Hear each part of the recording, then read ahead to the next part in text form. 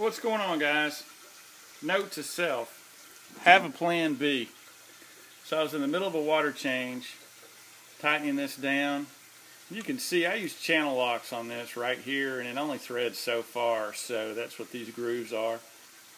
And that's what keeps me from stripping this. I just put it in really smooth, turn it by hand, and then after a water change it always tends to tighten up, I guess from the, I don't know, heating, cooling of the water going through, I don't know, but for some reason it gets a lot harder to get off, and I just use channel locks. I don't crack anything, but I was tightening it up today, and I heard it crack, and it didn't hurt like this is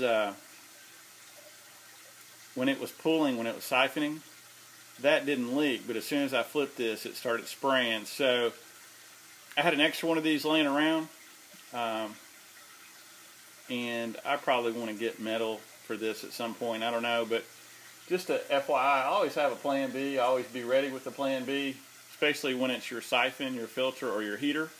Lights, maybe not so much. But this is a cheap part, and nothing can kill you more than having water out of your tank and not being able to put it in, especially on a large tank, because the siphon's not working. These guys are looking pretty good. I still got a little bit of beard algae in here, which is because I'm nutrient rich. Colors on the discus are good. Plant's not so hot. I haven't been dosing with the Florist Excel in a while, so that's just a heads up. But I got a water change going on in here. It's going in at about 84.1. Add 3 caps of prime, which is like for 150 gallons. I took it down to about half. I took it down to like where that siphon level is on the FX5 because I pump it out. Then I turn this off.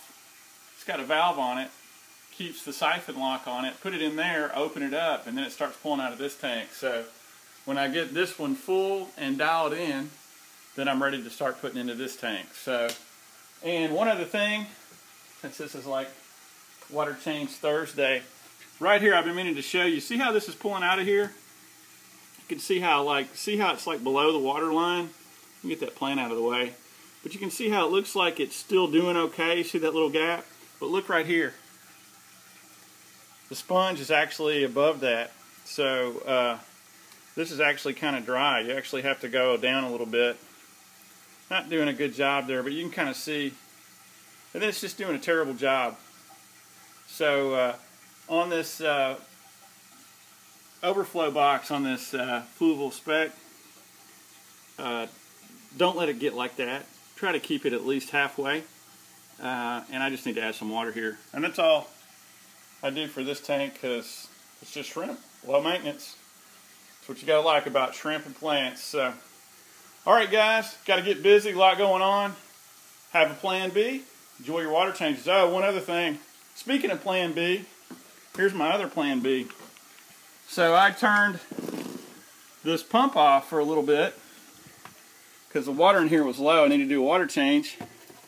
And then I thought, you know, I wonder how much water I've lost in here.